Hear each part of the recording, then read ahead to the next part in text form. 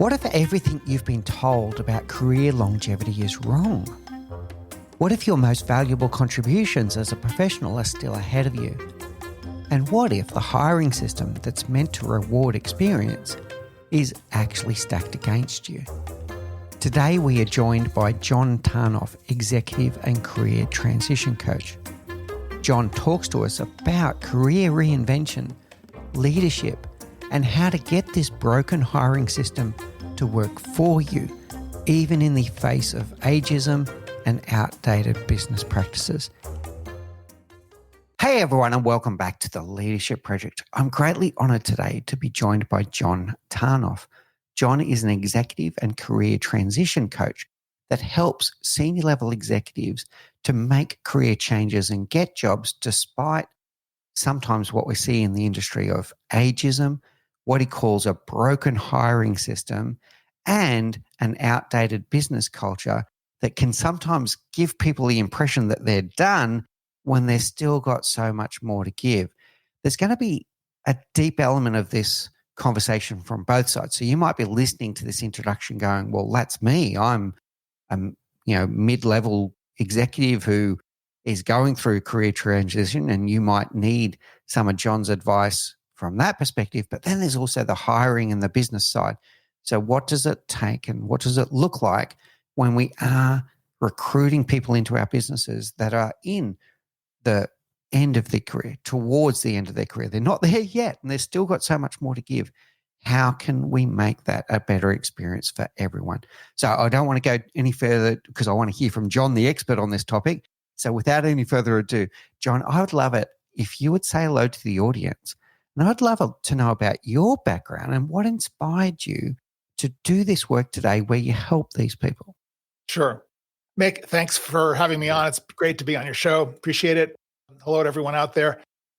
So I've been doing this for about 12 years now, and I come out of an entirely different career, a very volatile career in the entertainment business as a film producer, studio executive, took a sabbatical into technology in the 90s during the bubble, had a startup, rode it all the way up, all the way down. So it's been a bit of a roller coaster for me in my career. And as I got older, went through a number of different stages, got fired a lot, had to become resilient, had to really rely on my resourcefulness to continue to find a job, to turn those setbacks into successes.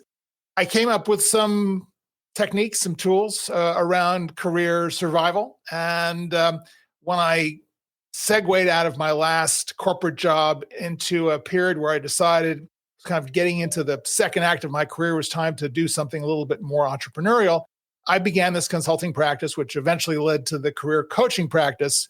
And here I am today. Yeah, interesting, John. You've lived it yourself. So you've made a few different kind of career pivots and also been through the experience of being let go.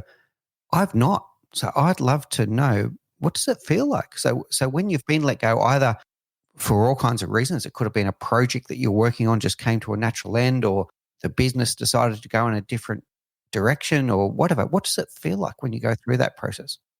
So this came into sharp focus for me when I was invited to do a TEDx talk in 2012. Subject of the day was transformation. I came out of the film and TV business.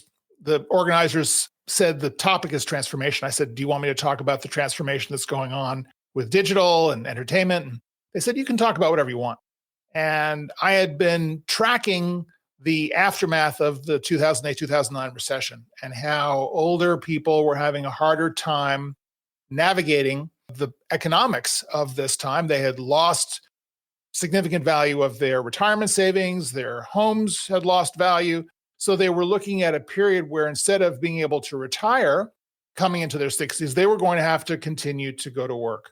But with ageism, all of these factors were contributing to a lot of people kind of falling by the wayside, really, economically. So I thought, well, how do we, to the theme of your show, how do we take leadership tools and best practices and create a self-leadership program where instead of relying upon others to give us work, we figure out a way to generate work to become more noticeable, attractive, and solution oriented in our work so that we can continue to earn money, save for eventual retirement, and pursue the kind of work that we really get a lot of meaning and purpose from. So that was really the incentive for me getting into this work. And to answer your question specifically about getting fired, one of the things that I talk about in the TEDx talk is this statistic that I came up with around my own career, which is that over the course of my 35 years in entertainment, I was fired 39% of the time. And I took the list of jobs that I had had over the period of time, and I subtracted the times where I got fired from the times where I quit, or from the time a job or a film that I was producing just ended, and came up with that figure. I got a big laugh in the audience, because nervous laugh, because I mean, who talks about this stuff, right? Who talks about, getting fired as a kind of a metric in your career? But the point I was trying to make is that things have changed. In the old days, when we were growing up, getting fired was shameful. And you must have done something wrong. Otherwise, they would have kept you on, right? I mean, that was the traditional kind of industrial era approach to career. You get a good education that entitles you to work for 40 years, and then you get to retire. Well, those days are gone. And today, it's much more about fit and about change than it is about stability and longevity.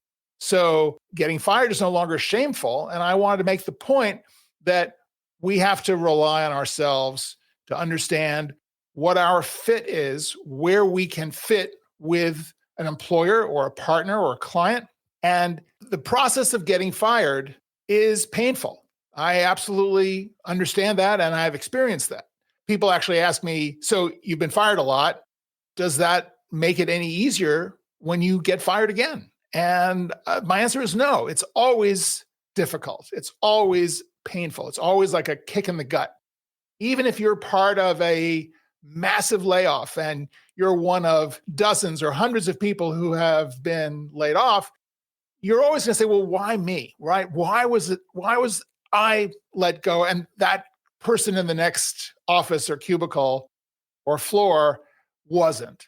And, the process then becomes one of really focusing in on yourself, reflecting on this opportunity that you have now to double down on what you do well, and move on from that setback. Really good, John. I want to share with you 3 things that are jumping into my mind as I listen to you talk. First of all, that this can happen to anyone, that it's not personal. It can happen to anyone. And we had a recent guest on the show, John, that brought this to stark realization for me, that when I think about my grandparents or even my great-grandparents' era, people used to work for the same company for their entire career, and companies lasted longer than people lived. Now it's the exact opposite. Now we're seeing people live longer than ever before. The average life cycle is going up, and we have startups that last as little as 3 to 5 years. A very successful company might last 15 to 20 years. Well, now we're working longer than companies exist. So if you think that this won't happen to you at some point in your career, I feel lucky it hasn't happened to me yet, but I'm not done yet either. If you don't think this is going to happen to you, then you might be kidding yourself. So it could happen to anyone. Absolutely. And I will just throw in a statistic on this, that certainly here in the US, there is statistically a better than 50% chance that if you are over 50, you will lose your job for one reason or another. So I advise everyone who is approaching or over 50 to be very, very mindful of their career situation and to prepare for what they're going to do in the likely event that they are going to lose their job, whether it is because there's change in the company, change in your department, and maybe even change in your health situation or your sense of what you want to do. You're going to likely change your job. Okay, so there could be all kinds of trigger events, and you're bringing it to stark realization as well, that number one, it could happen to anyone. Number two is that it's going to be natural for you to potentially, for this to hurt, for you to feel like it is personal and that somehow you don't matter. That all of this heart and soul that you put into the company, etc. Doesn't matter, and you're being let go. Then the third one that I'm hearing loud from you is what then you help people with. Then you've got to pivot. You've got a choice. You've got a point of choice here. You can either be the victim or you can be the creator. And someone with a victim mindset would go into their shell and blame the world and wouldn't do anything about it. Someone with a creator mindset would pick themselves up and go, okay, what can I create from this? What can I do to make my next step? How does those three things sit with you, John? Absolutely on target. One of the things that I think comes up around this for me and in talking about the pivot is that we are used to, as employees, being in a one down position. We are used to feeling like I am powerless. I am being given the opportunity to do this job. I better not mess it up. And if I do lose the job, I'm at a disadvantage. People who have jobs are advantaged. I am not. As someone who has lost a job, it brings up all sorts of questions about how did that happen? Why me? All this. I have to defend myself now in an interview. I am going into this job hunt from an insecure position. That is wrong. That is not necessary. And particularly for professionals who are older, who have years of experience behind them, who have accomplished a lot, who have track records that they can stand on. You want to be interviewing the company as much or more than they are interviewing you. You want to walk into that interview as a peer, not as a supplicant. It's not about being arrogant. It's not about having a chip on your shoulder, being defensive. It's about entering into a real conversation about fit. Again, it's all back to fit. Are you, Mr. Ms. Employer, the right fit for me? Am I the right fit for you? I don't want to be working for your company if I'm not the right fit, right? I'm not going to try to persuade you to disregard these aspects of my background that you don't find all that aligned with what you do. If it's not aligned, then I don't want to be there. It's not going to go well. And I don't want to be just wasting your time, wasting my time, trying to make that fit happen for the next year so we can maybe come to some accommodation. No. I want to get off on the right foot where we're completely aligned going into this, and we are partners in the success that I am capable of bringing to you and your bottom line. Yeah, really good, John. I'm hearing three things again here. One is a good reminder that the interview process is a two-way process. You're interviewing them as much as they're interviewing you. The second one is then about the fit. What am I bringing to the table? And if you start with that mindset you spoke about before, John, that you're coming in with disadvantage, that's not going to go well. If you think, I don't think I belong here or et cetera, that's going to really change the way the whole interview process goes. It'll become a self-fulfilling prophecy in some respects if you go in with that kind of mindset. And then you're looking for that fit. On this fit topic, that leads me to the third part and then the question, how do you do that in a way that doesn't have confirmation bias in it, where you don't just take a job and convince yourself, okay, this is the job, without really checking, is this the one that is right for me? You might be in a situation where you've got a mortgage to pay, you want to put food on the table. There's a company there that is almost ready to give you a job offer, and you start seeing what you want to see to believe that this is the right one when it may not be the right one. It's a great question, and it's a very, very difficult question to tackle, because backing up a bit, if you are in a situation where you don't have a cushion to cover a period of no income, you are defeating yourself before you even start. You are pushing yourself into a situation where you're going to have to accept a job that's not right for you.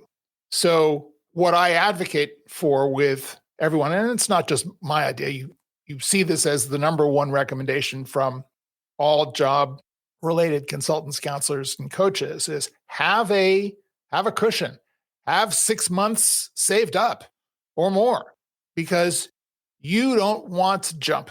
You don't want to be reactive. You want to be proactive about your career decisions. And given that getting laid off from a job is a massive loss, I mean, psychologically, it rates right up there with death and divorce as being a major loss. You need time to recover. The other analogy, of course, is that jobs are like any relationship. And once you've been jilted, broken up with by your job, you don't want to go into a kind of a rebound relationship, right? Which we joke about in the dating world, that after a long-term relationship or a marriage, you kind of go into, you kind of do reactive things and you kind of date the wrong person or a few of the wrong people to kind of, settle yourself down and kind of collect yourself and get your head straight before you actually find someone that's right for you. Same thing in jobs, right? You want to stop. You want to reflect. You want to take some time to think about where you are now versus where you were in that job, before that job, and act from a position of clarity, inner resolve, strength. You want to feel like you're ready to go out there again, and where you're not feeling so vulnerable in that job interview situation. You want to be clear about what's your pitch now? What do you take away from this last job? What are the lessons that you've learned? What do you want to share with those new prospective employers about where you're coming from? You want to be able to be enthusiastic and positive and confident in that new relationship. So all of this really, pushes you towards this idea of being prepared for the possibility of a job loss so that you have the time to really do this right. Yeah, really good, John. That's a timely reminder for all of us. You got me thinking too, as well, about my finances, thinking. Yeah, but check your bank balances. Check that emergency account, right? Yeah, do I have a buffer? Because as you go into that new job, by the way, in addition to giving you more chance to be more selective about where you go next, the hiring process at the new organization may also take longer than you think as well. So the buffer is a really good thing. And then, the word rebound, I think you nailed it. That's what it sounds like to me. It sounds like you go on the rebound and then you start missing the red flags and you start accepting any job will do. And that's not a good approach. So I want to tell you a couple stories that illustrate this from my own experience. I once took a job for the wrong reasons because I needed to. I didn't have the buffer. I was coming out of a 2-year job that I had started with. It was a couple of friends of mine who had started a company and I went to work with them. It was a pivot from what I had done previously. I thought, I'm going to give this a shot. It was an experiment. Didn't work out for me. We kind of came to an amicable parting of the ways after 2 years. But I really hadn't been thinking about career preparation or buffer or all of that stuff. And I thought, oh my God, I need to figure something out. I was recently married, had a young daughter, and I took the wrong job. I was rushed by this CEO of a company, and he was all gung-ho to hire me. He was based in New York. The guy who ran the LA office where I'm based had no interest in me coming into the company. And he basically allowed the guy from New York to set me up to fail. And it was 6 months, miserable 6 months at this company. And I kept thinking, I'm going to make this work. I'm going to make this work. Worked my butt off.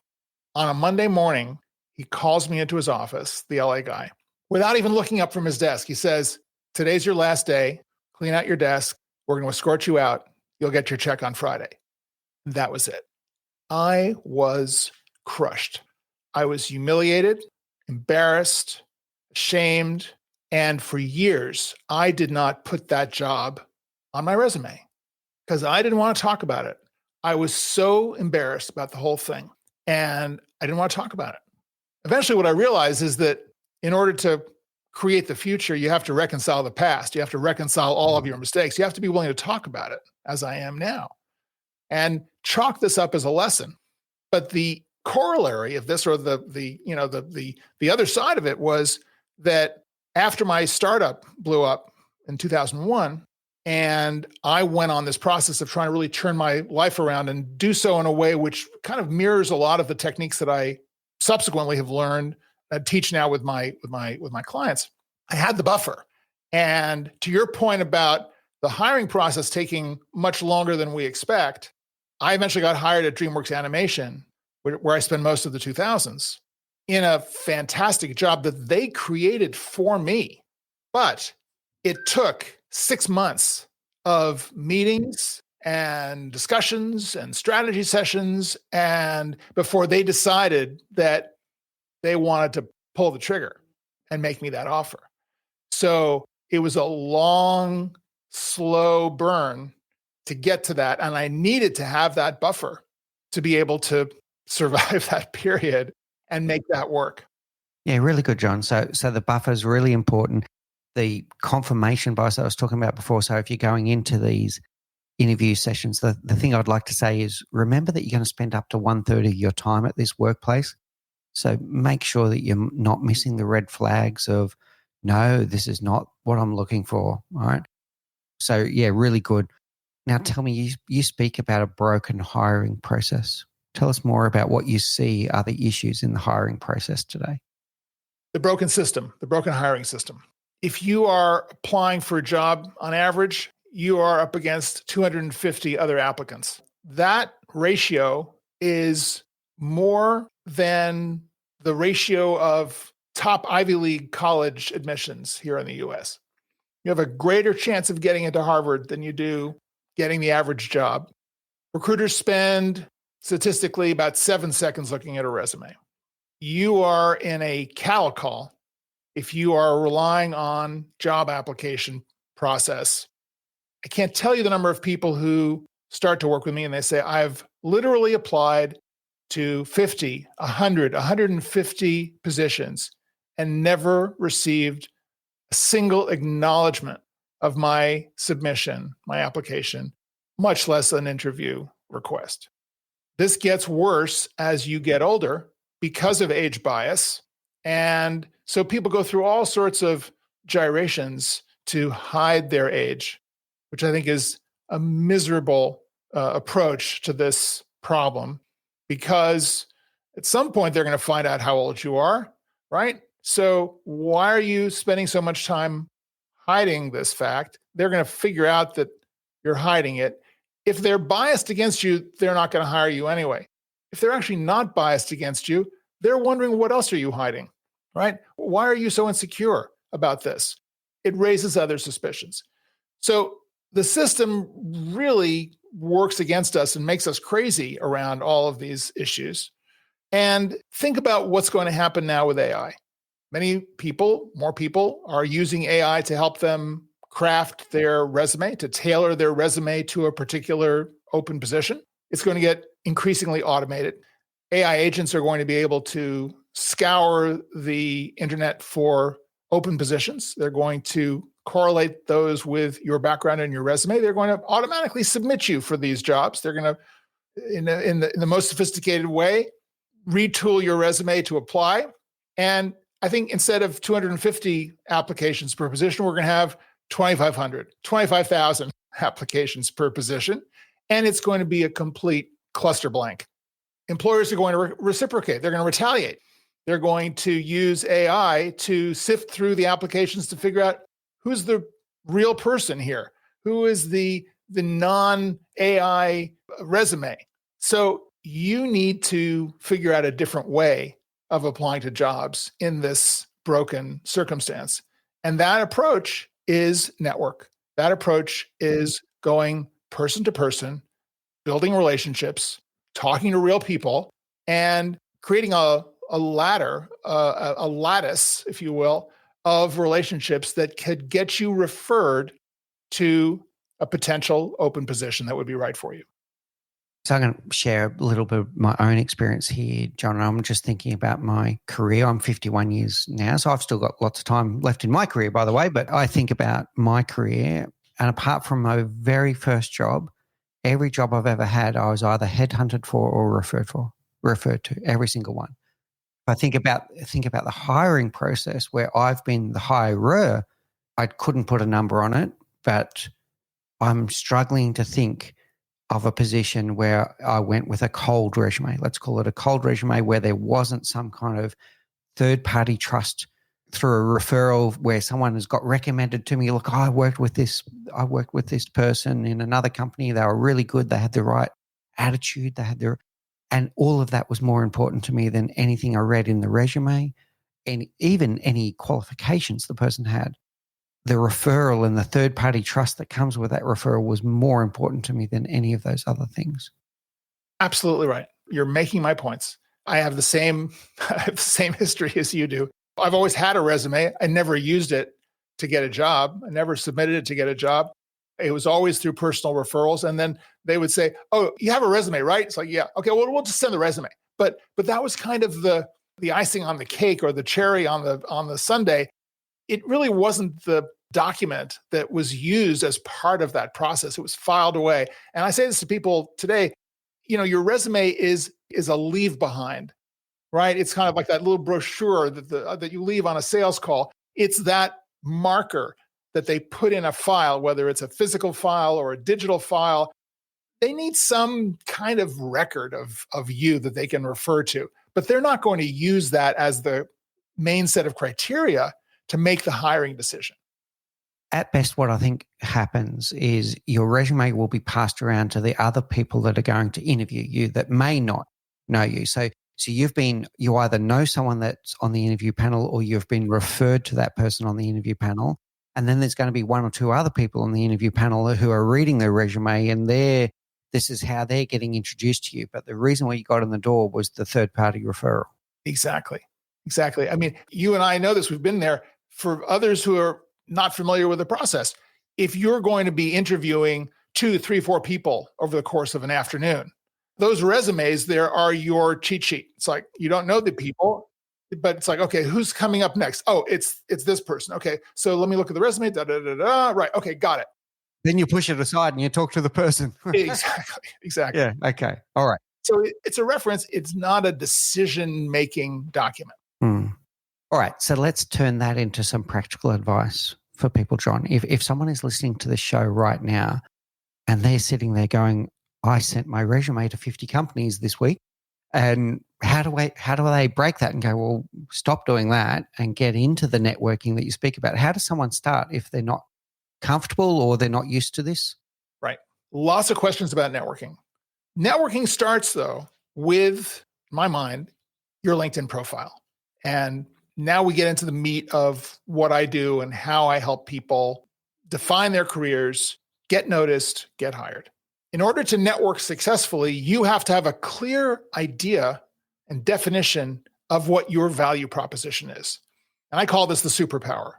This is the collection of skills, backgrounds, experiences, preferences, insights that you have about the work that you do, the industry you're in, et cetera.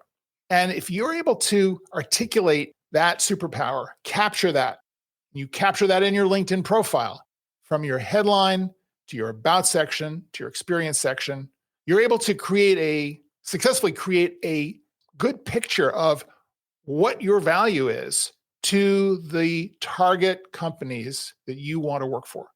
So notice that this is not about being a generalist where you are appealing to everyone who could potentially like what you do, hire your skill set. You want to be very, very narrow, particularly if you have a lot of experience, if you're now an older, mid-career or later professional. I was talking to a guy the other day who's going to start working with me, and he is now, before we start working together, he's now split between 2 skill sets that he has developed over the course of 30 years. And in our conversation, I said, you're going to have to drop one of these because you're confusing your audience. You're confusing the potential employers. They go, is he this or is he that? And he says, well, I'm both. And I said, that's right. But employers want specialists. They want someone who is really focused and aligned with the problem that they need solved. So which is it? Which is your preferred expertise? That's the one that you want to choose, and you want to create your entire self-portrait around the value that you deliver when you put this profile together. Because once you've done that, it becomes a lot easier to go into a networking situation, a relationship building situation, and say, hi, I'm John. Here's what I do. Here's the value I provide. Here's the result that I deliver. Yeah, really good. That's 100% true. We're all looking for specialists. And I think that's going to be even more true as AI really takes hold. The more specific it is about the problem that you solve, the more interesting you're going to be to prospective employees. So we need to know who we are, what we do and why we do it, what drives us and what is our superpower. And then we can start building a personal brand that matches that so that we get people's attention. Absolutely. And by the way, I love that you talk about who we are and why we do what we do, because that to me sums up the usefulness of the about section on LinkedIn. Most people don't know how to fill out their about section. Many people just ignore it completely. Most of the times when I see the about section, it's a kind of a text bio. It looks like the top section of a resume. Experienced professional, focused on, it's like, excuse me, this is third person? Did someone write this for you? No, of course you wrote this for yourself. Everyone knows you wrote it for yourself. This is a era of authenticity and transparency. You want to use your about section as a mission statement to share that who and that why and the where you're going with it. What is your ambition? What is your goal? What is the kind of the kumbaya coming together of skills and philosophies of business and your vision for the future that you want to share with a potential employer who is going to go, oh, I like where this person's going. I share that vision. I need to meet this person because it's a real person. It's not just some skills collection here. It's not some drone that's sitting in a desk in a cubicle. This is a real person who could help me develop the goals and the success of our company. Yeah, really good. All right. So first step I'm hearing is with authenticity, really getting in touch with who you are, what you do, why you do it, what is your vision, what is your dream, where do you want to go, and being able to articulate that with a level of clarity and simplicity that captures someone's attention. And you said 7 seconds before for the resume. It's the same thing with LinkedIn. It's almost like a hook. You need a hook that describes you authentically in a couple of sentences that get someone's attention.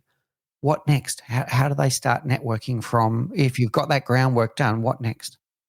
So instead of sending out 50 resumes to 50 companies and 50 job positions, look on your LinkedIn contact list, and you probably have a few hundred people. You may have that 500 plus little designation on LinkedIn. Who are your top 50 people?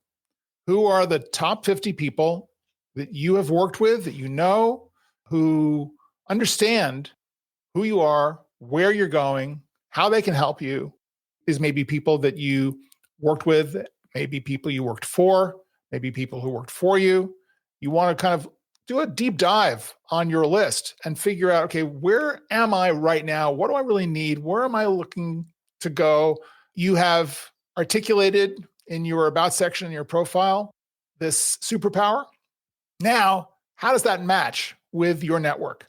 And those top 50 people for me are or 40 or 60 or 70 or whatever that is, are the core of your community. And I think it's really important to look at your network as a community building exercise, not simply as a kind of a net that you spread out indiscriminately into the world to just sign people up. You want to find people that are aligned with your way of thinking and where you're aligned with their way of thinking. It's a cooperative two-way street. It's a real community. And that community will step in and help you succeed, whereas your overall network of everyone you know will be happy to stand by and watch you fail. It's like, oh, it's a shame, what happened to Mick. Yeah, what's he doing? I haven't kept up with him, right? Where your community is going to go, wait, Mick, let's have a conversation about this. Let's, I saw your new profile. It looks really good. Here's a tweak I would suggest. remember that thing, that success that you had 5 years ago? Why don't you talk about that in your about section, right? Where is that? Why is that not on your experience section? That was a really important milestone for you in your growth. It's like, oh, wow, I haven't thought about that. That's great. Let's, let me do that.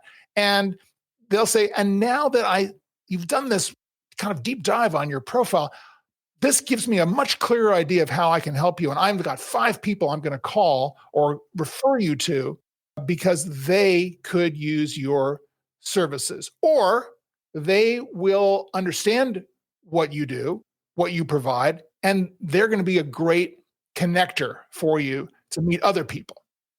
Yeah, really good, John. The people that will care about you will help you craft that message because they know you well. They'll also know what resonates with the people that are going to be on the receiving end. One of the limiting beliefs might be that you're reaching out to people thinking, oh, I'm going to be in imposition on them, etc. You may not be. The mindset I'm thinking about here is don't think about it. I'm approaching John for a job. John knows 5 people I don't know. It may not be that I end up working with you, John, but you know someone that works in DreamWorks. Let's use that as an example. And you're going to do an introduction to me to someone that you know and trust. But now I'm going into that relationship with the eventual target organization with a third-party trust-driven referral. I'm not going in as a cold resume that gets 7 seconds of airplay. So I think there are going to be some people that have limiting beliefs about, oh, I don't want to reach out to my people. I don't want to be a burden, etc. You're not a burden. They care about you. They will help you. One caveat about this, which I think is very interesting. There is a common misconception that your strongest ties are going to be your most effective career building ties, the people you know really, really well. There have been a number of studies on this, and it turns out that very often your strongest ties are not your most effective ties, that the people you know really well either feel awkward or uncomfortable or clueless about how they can go to bat for you.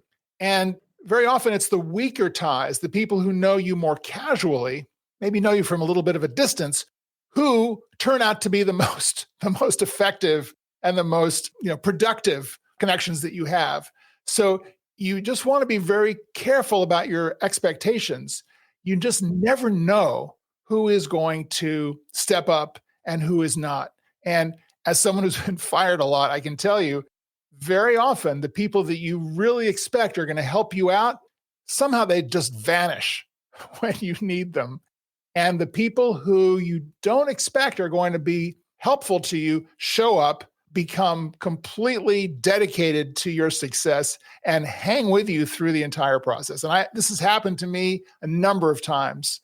And the DreamWorks job is an example. My reference into DreamWorks was a guy who was the flakiest person I had probably ever met in my career, canceling meetings at the last minute, not showing up for lunch. I mean, crazy stuff. And of all the people, he was the most dedicated, loyal, diligent, energetic, on top of it to set up those meetings at DreamWorks. Who knew, right? All right, there you go. All right, so when you're looking through that your own LinkedIn profile, and you're looking at your connections and you're looking for, okay, who might be the person that can help me out here, don't easily dismiss the ones that may just be the secret, and don't necessarily put all your eggs in the basket of one group of people who may not have the skills and will to be able to help you. All right, John, we've already given the audience some pretty cool toolkits when we come to this creator mindset. Get out there and create your own career transition. I promised at the start of the show that we'd talk a little bit about some of the ageism and some of the mindsets that go along with that. So what do you see in the process that leads you to think that ageism is still very real? Just anecdotally, empirically, from the work that I do and the people that I work with, and all you have to do is maybe search ageism on the LinkedIn search bar, and you'll see a slew of really unfortunate stories about how people are being ignored, people are being let go, people are experiencing biased behavior in their workplace. So it's out there. And statistically, The number of complaints continues to go up here in the US for the Equal Employment Opportunities Commission. The courts that are hearing these cases are increasingly making it difficult for people to prove that there's been age discrimination. Employers are very good at hiding their discrimination. So if they lay off an older worker, they'll lay off a younger worker to go along with it. And by the way, ageism applies across all of the employment spectrum. So you have younger people who are being denied promotion because their older managers don't believe they have enough experience, even if their ideas are good. And on the other side, you have people who are biased against old people just because they have this misinformation around age and acuity and energy and all sorts of, old themes that are completely debunked. So from the employer-employee perspective, it remains a problem. And it's a very deeply ingrained issue. Some psychologists say that this is really our fear of getting old makes us kind of biased against age because it's a kind of a reminder of our own eventual fallibility and mortality. I don't know. I mean, I believe that it's really important to operate as a candidate independent of those of all of that stuff that's going on and really focus again on value and relationship. Because if you are providing something that is needed by a particular employer and you are presenting yourself in a way which is really clear, really dynamic, really tailored to that employer's needs, they really don't care how old you are. They just want their need taken care of. Yeah, really good, John. I think the fit, the culture, and the value. What am I bringing to the table? What problems do I solve? What experiences do I bring to the table? How am I going to enrich the diversity of thought in the company that I'm going into? Or if I'm on the receiving end, how is this person going to enrich our diversity of thought and our experience and help us solve the problems that we're trying to solve as a company? If I share a little bit of my own thoughts here in my own story. So I'm, as mentioned before, I'm 51 years old, and I now don't consider that old. When I was younger, I might have considered 51 to be old, but I don't consider that to be old now.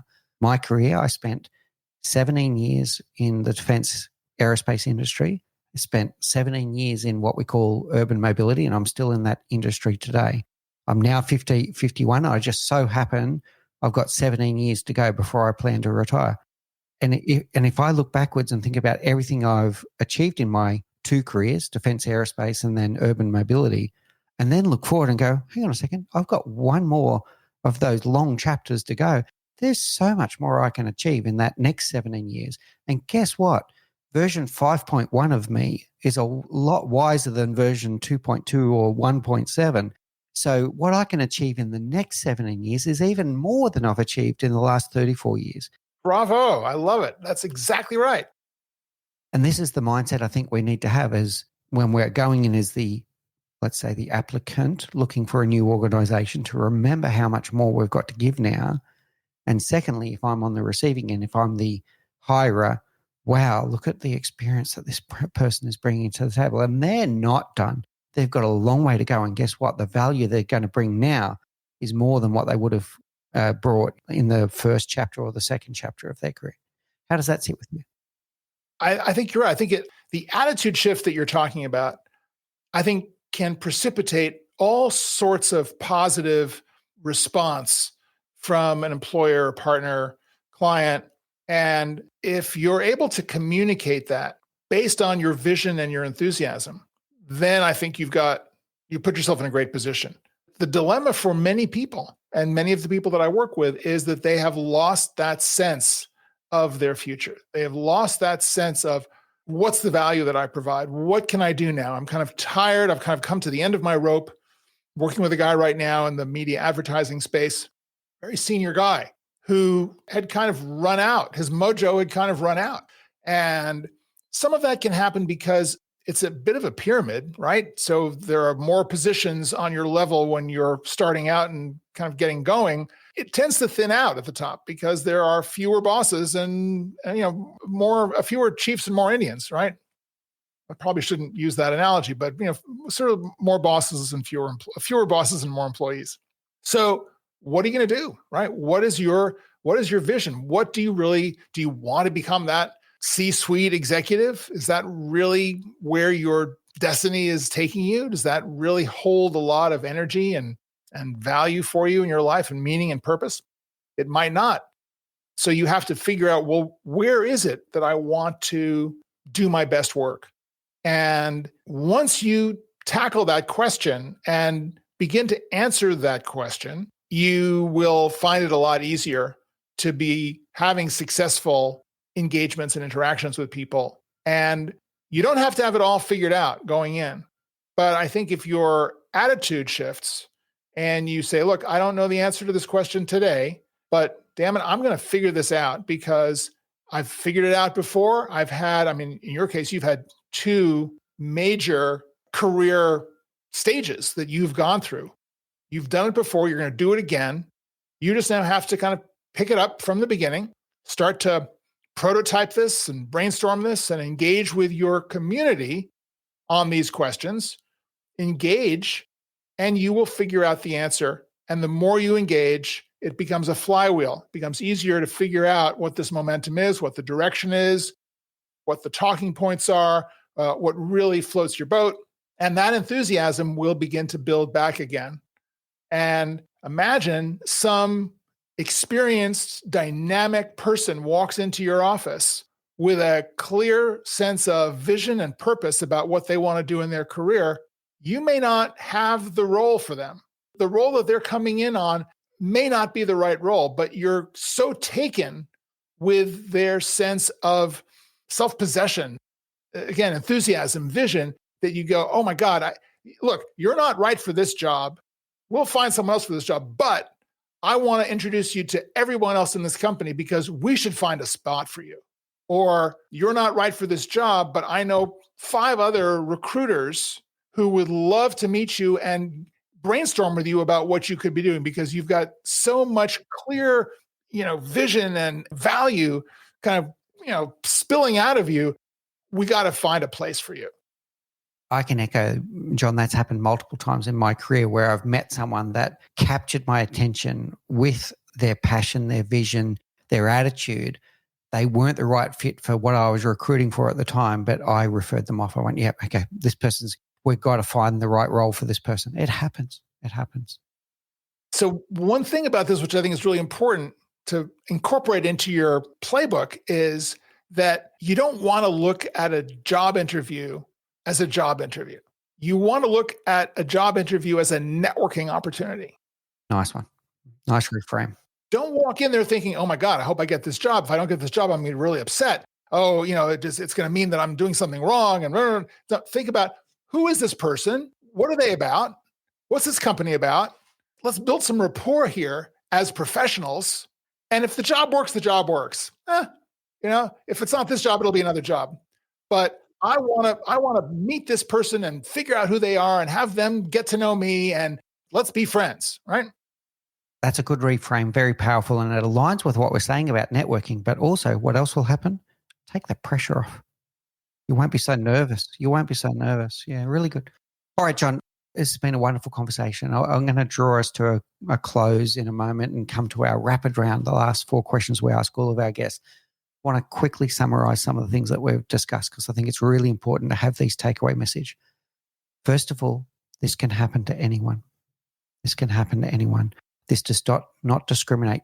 In fact, the statistics are now telling us that if it hasn't happened to you yet in your career, it will happen at some point.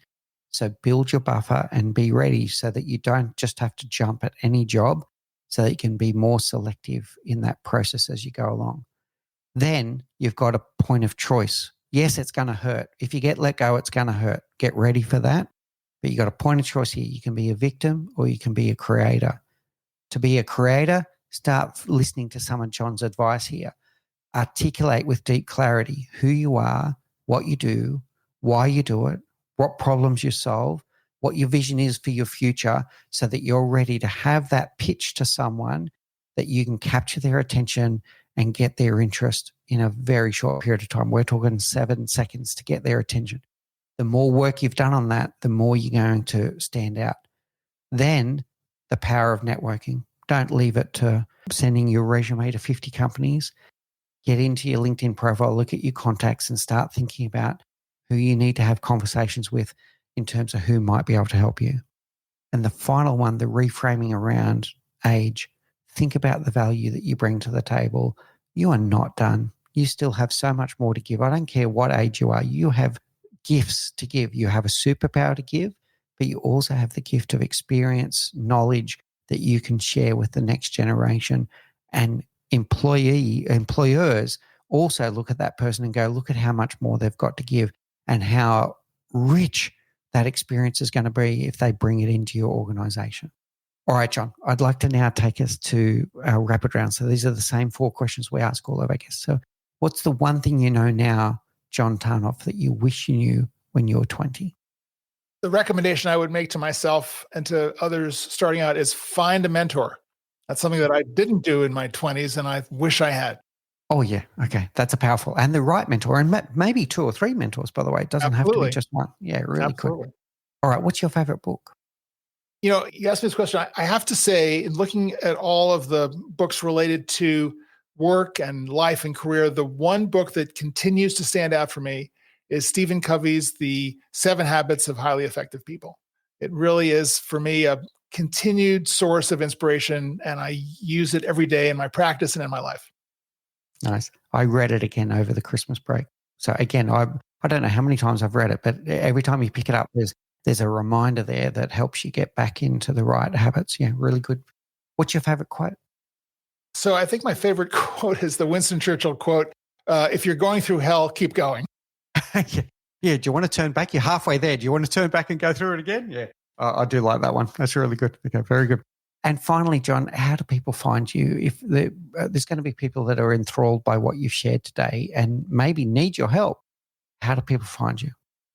So I am the only John Tarnoff on LinkedIn, as far as I know. So you can just search for me on LinkedIn. My profile will come up. Please don't hesitate to reach out and connect with me there. Let's have a conversation on the platform. You can also find me on my website, which is johntarnoff.com. Learn a little bit more about my methodology, read some blog articles to familiarize yourself with some of my philosophy of job searching and career building. And I look forward to connecting with any and everyone. Yeah, brilliant, John. I want to say thank you. Thank you for sharing your gift and your wisdom today, but also thank you for all the people that you help. I'm sure you're helping people go through what is a traumatic part of their life and helping them come out of the other end richer and more engaged and more energized and ready to launch their next career transition. So on behalf of all of your clients, I'm sure they do thank you, but I'm going to say thank you. I think it's really important that what you do. And again, thank you for your time and your wisdom today. Really good. Appreciate it. It was a lot of fun, and congratulations on having the channel and sharing all of this wisdom with people. What an amazing conversation with John Tarnoff. Let me ask you, after listening to this conversation, how do you see career longevity differently? Are you limiting yourself based on outdated beliefs about age and opportunity? And if you're in a leadership role, are you truly valuing experience when hiring? In the next episode, I'm going to be sharing my own reflections on what I learned from John, including the perspectives from the hiring manager and about whether we need to see the world differently. Thank you for listening to The Leadership Project at mixbeers.com. A huge call out to Faris Sadek for his video editing of all of our video content, and to all of the team at TLP. Joanne Goes On, Gerald Calabo, and my amazing wife, Say Spears. I could not do this show without you. Don't forget to subscribe to the Leadership Project YouTube channel, where we bring you interesting videos each and every week. And you can follow us on social, particularly on LinkedIn, Facebook, and Instagram. Now, in the meantime, please do take care, look out for each other, and join us on this journey as we learn together and lead together.